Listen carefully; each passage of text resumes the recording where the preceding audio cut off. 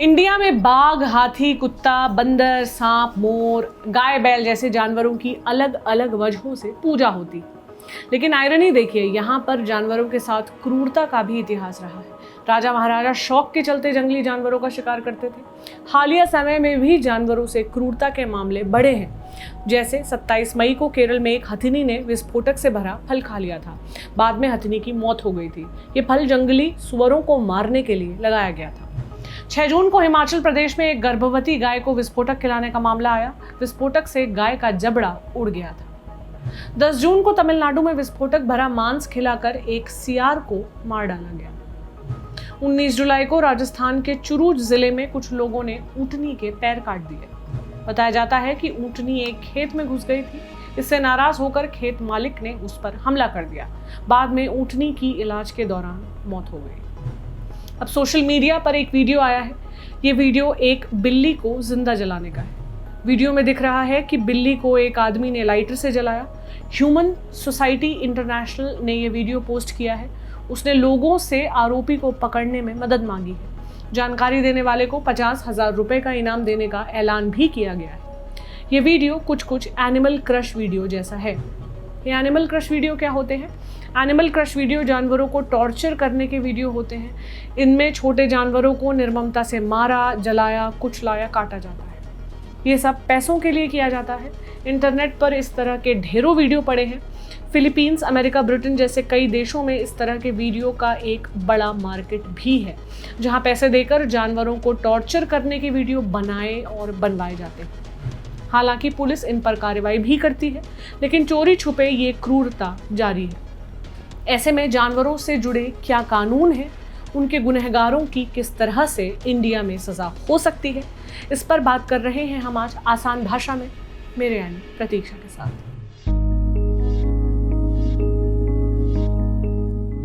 बात भारत में जानवरों से जुड़े कानूनों की। दिल्ली में 30 हजारी कोर्ट में कार्यरत वकील अभिषेक असवाल ने बताया कि भारत में जानवरों के प्रति अत्याचार रोकने के लिए 2 तरह के कानून हैं।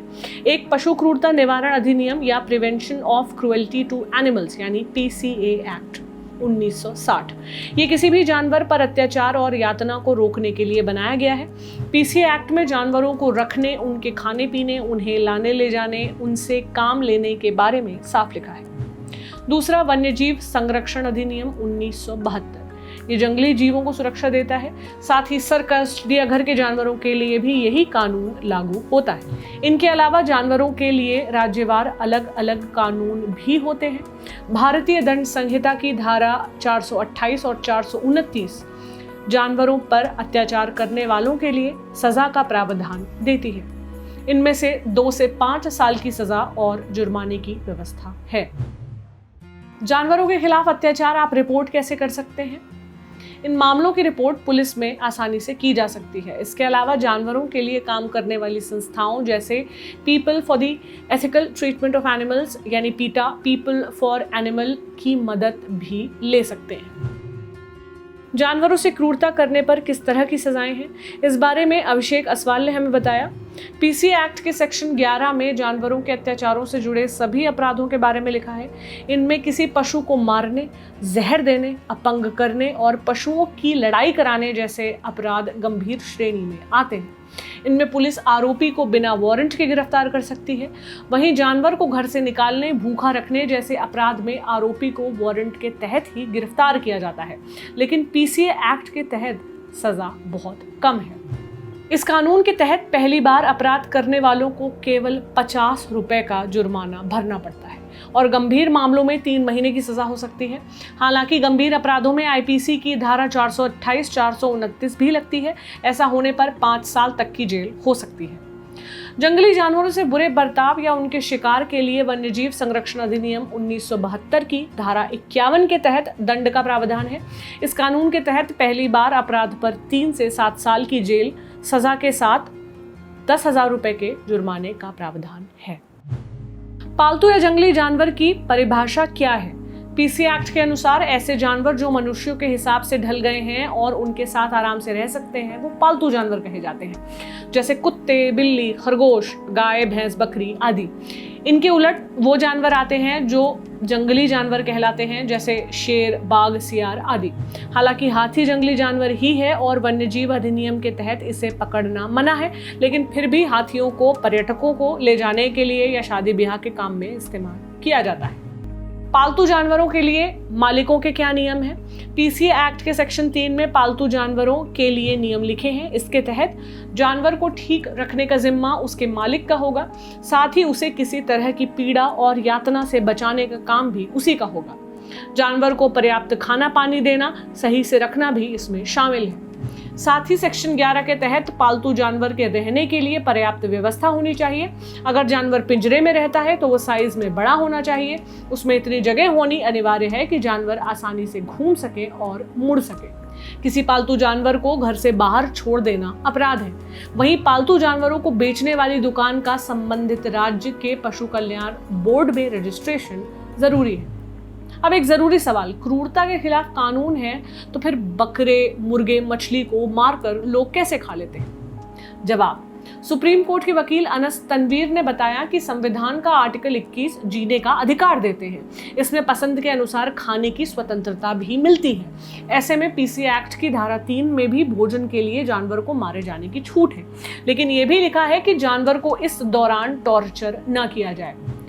पेटा के अनुसार food safety and standard regulations 2011 के तहत उन जानवरों का जिक्र है जिन्हें मांस के लिए काटा जा सकता है। इसमें बकरे, भेड़, मुर्गी, मछली, भैंस शामिल हैं, लेकिन इन जानवरों को भी मांस के अलावा किसी और वजह से नहीं मारा जा सकता है। राज्यों के हिसाब से मांस के लिए काटे जाने वाले जानवरों की अलग अलग लिस्ट है। जैसे देश के अधिकांश राज्यों में गाय काटने पर बैन है, लेकिन केरल, गोवा समेत उत्तर पूर्व के कुछ राज्यों में गोमांस पर बैन नहीं है। क्या जानवरों को मांस के लिए काटने के भी अलग नियम है? हाँ, ये नियम स्लॉटर हाउस रूल्स 2001 के तहत दर्ज है। इसके तहत मांस के लिए सरकारी मान्यता प्राप्त बूचड़खानों में ही जानवर को काटा जा सकता है। ये बूचड़खाने रिहायशी इलाकों से बाहर होने चाहिए। बीमार और गर्भधारण कर चुके पशु को नहीं मारा जा सकता है। बूचड़खाने में काटे जाने से पहले पशु चिकित्सक से जानवर की जांच करानी होती है। जानवर को पर्याप्त आराम दिया जाना चाहिए। पशु को काटे जाने के दौरान यातना नहीं दी जा सकती है। एक पशु के सामने दूसरे पशु को नहीं काट सकते हैं। अब सवाल धार्मिक बलि का, क्या उसके लिए जानवर को मारा जा सकता है? पीसी एक्ट में धार्मिक बलि को अपराध नहीं माना गया है, लेकिन राज्य अपने हिसाब से जानवरों को बलि पर फैसला लेते हैं। कई राज्यों में धार्मिक बलि पर रोक है तो कई जगह ऐसा नहीं है। हालांकि ज्यादातर राज्यों में भोजन के लिए पशु बलि पर रोक नहीं है, लेकिन इस दौरान जानवर को टॉर्चर न करने की शर्तें लागू होती हैं। अब यहाँ एक बहुत बड़ा सवाल आता है कि जब सजा इतनी कम है और जुर्माना इतना कम है तो अत्याचार कैसे रुकेंगे? पेटा इंडिया के सीईओ डॉक्टर मणिलाल पशु क्रूरता निवारण अधिनियम की सजाओं पर सवाल उठाते हैं। उनका कहना है, ये कानून 1960 में बना, तब से अब तक इसकी सजाएं नहीं बदली गई हैं। उस समय 50 रुपए का जुर्माना फिर भी बड़ी बात थी, लेकिन आज ये कुछ भी नहीं है। इस वजह से लोगों में डर ही नहीं है। कोई पकड़ा भी जाता है तो 50 रुपए जुर्माना देकर बच जाता है। वो कहते हैं कि आईपीसी की धारा 428, 429 लगाने पर जरूर केस मजबूत बनता है, लेकिन इसके लिए पुलिस पर जोर डालना पड़ता है। सरकार से लगातार सजा बढ़ाने को कहा जा रहा है, लेकिन उस पर ध्यान नहीं दिया जा रहा है। आपकी इस मसले पर क्या राय है, मुझे कमेंट सेक्शन में जरूर बताएं। अगर फीडबैक देना चाहते हैं तो मेल करें thelallanTopPP@gmail.com पर। ये जानकारी आपके लिए लेकर आए थे शक्ति। मेरा नाम प्रतीक्षा है। शुक्रिया।